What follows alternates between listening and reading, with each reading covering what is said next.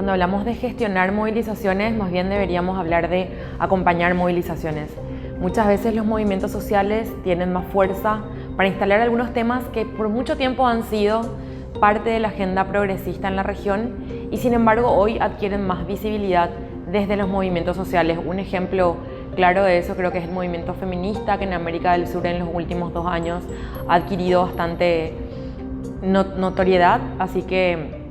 es uno de los movimientos sociales que me parece que tenemos que acompañar desde los partidos. Y ahí algo fundamental es el vínculo de los partidos políticos con los movimientos sociales. ¿En qué medida trabajamos con ellos? ¿En qué medida realmente incorporamos sus propuestas a nuestras agendas? ¿Y en qué medida nos comprometemos con esas agendas también cuando nos toca ejercer el gobierno? Creo que ese vínculo es fundamental con los movimientos sociales, que en ese sentido tenemos que volver a la raíz misma de los que son nuestros partidos, que tenían raíz casi siempre en el movimiento obrero, en distintos movimientos sociales, para desde ahí plantear esa convergencia en cuanto a las propuestas.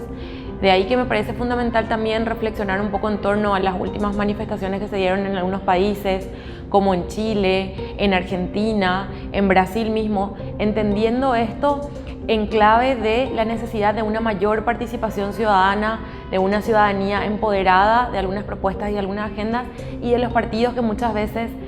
podemos acompañar eso, incorporando y también pensando tal vez en propuestas que puedan ser escuchadas a través de estructuras de partidos menos verticales, más horizontales, que nos permitan esa flexibilidad de acompañar esas demandas ciudadanas en lo cotidiano sin perder el tiempo y llevando adelante estas propuestas como mencionaba antes.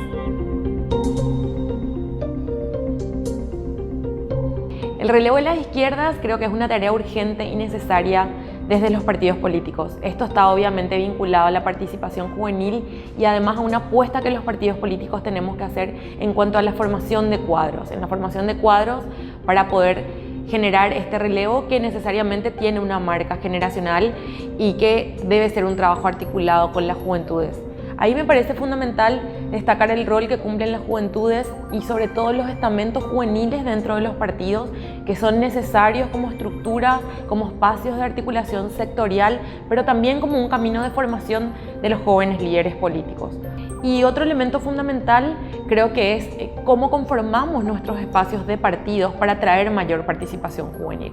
Si pensamos que solamente la mayor participación juvenil puede permitir un relevo y un recambio generacional en los partidos y a la larga en los liderazgos a nivel nacional e internacional, tenemos que pensar necesariamente en estructuras de partidos que también faciliten la participación juvenil. Hoy en día los jóvenes y las jóvenes tienen muchas demandas innovadoras y tienen muchas formas de comunicarse, además que son distintas a las que las estructuras de partidos más verticales estaban acostumbradas. Esto tiene que ver con el boom de las redes sociales, las manifestaciones que se montaron en los últimos años en distintos países con meros llamados de redes sociales. Creo que tiene que llevarnos a los partidos y a las personas que militamos en partidos a reflexionar sobre estas formas tan verticales que tenemos. Tal vez deberíamos empezar a pensar en estructuras más horizontales, que a la vez son más igualitarias, más equitativas, más abiertas a la participación y en un sentido también menos patriarcales, y esto creo que es fundamental cuando pensamos no solamente en la participación de los y las jóvenes,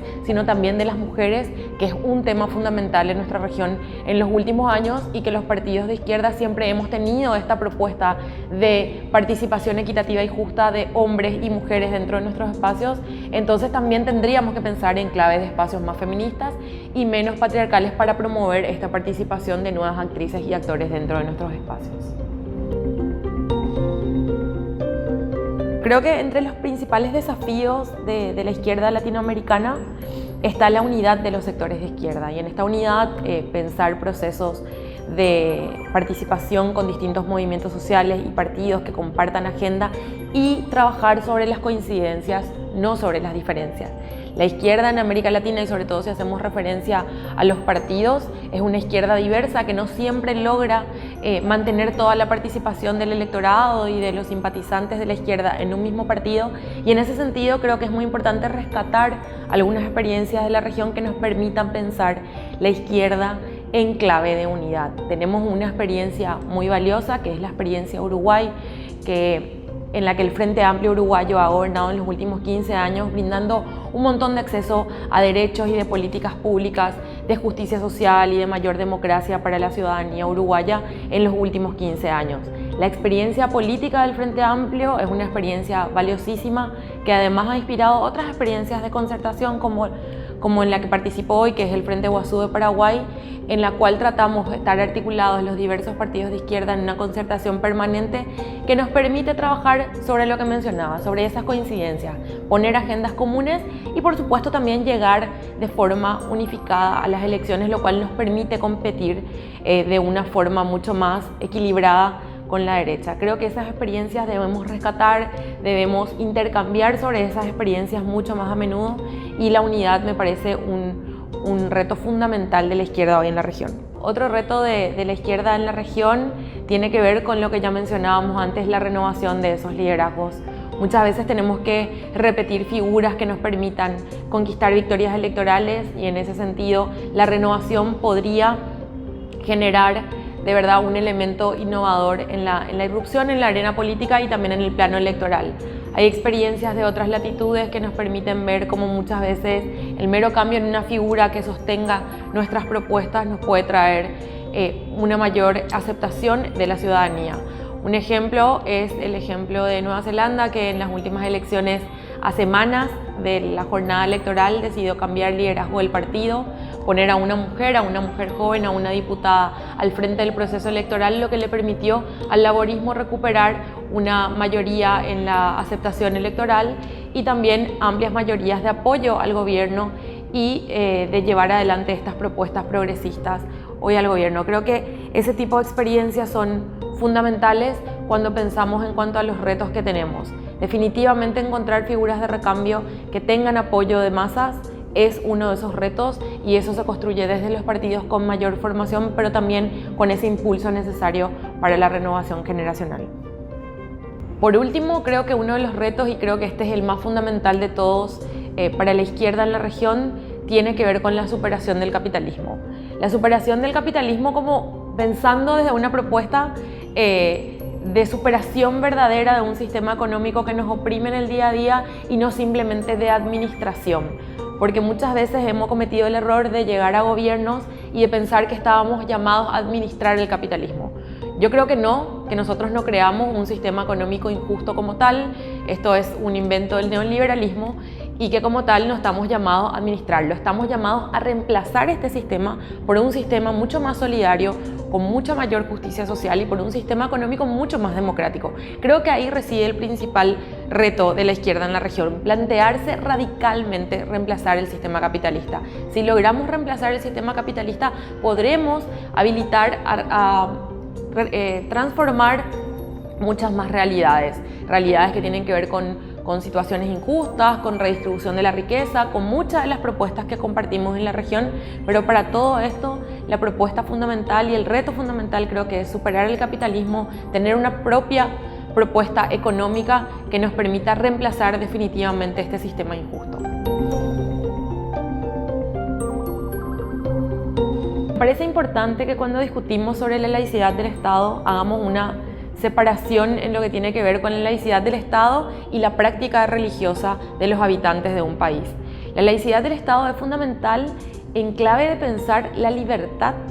que tiene que tener las instituciones estatales a la hora de formular políticas. Esta libertad implica obviamente la separación de las iglesias, no solo de la iglesia, sino de las distintas iglesias con el Estado, para permitir que este Estado formule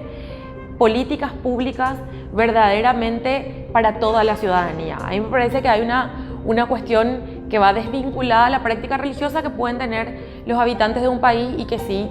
debería garantizarse desde las constituciones la libre práctica de estas religiones. En los últimos tiempos, el debate sobre la laicidad estuvo muy marcado, me parece, por la irrupción de los movimientos feministas y ahí creo que hay tal vez un interés de poner y de vincular ambas cuestiones. Yo creo que tendríamos que desvincular ambas cosas y entender que la laicidad de los estados no es solamente un reclamo de los movimientos feministas, sino una garantía de práctica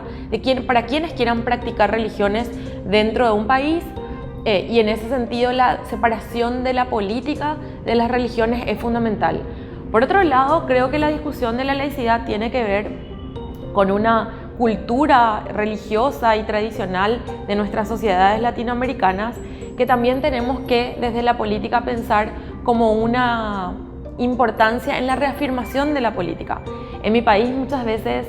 la gente asume y dice, bueno, durante el gobierno progresista de aquel periodo tuvimos medicamentos, gracias a Dios, tuvimos atención gratuita, gracias a Dios, tuvimos educación pública, gracias a Dios. Yo creo que no está mal que la gente pueda tener esa libertad y garantía de poder practicar las distintas religiones, pero que hay que hacer un rescate de la política como una herramienta de transformación de esas sociedades. Y en ese sentido, una práctica pedagógica con la ciudadanía, de que entendamos entre todos que si hay políticas públicas favorables a la ciudadanía, tienen que ver no precisamente con cuestiones religiosas o con que Dios está ahí para enviarnos salud pública y gratuita, sino como una voluntad verdaderamente de un gobierno y tal vez no de otros, de generar propuestas y garantías y derechos para la ciudadanía. En ese sentido, creo que es fundamental hacer un rescate de la propuesta laica que trae la izquierda, bien explicada siempre en esto que decía de la libertad de los habitantes, que debe ser garantizada por Constitución, de practicar las religiones que quieran practicar o no, pero de que el Estado debe ser garante por igual para todos, todas y todes de distintos derechos, por lo cual no debería profesar una religión oficial.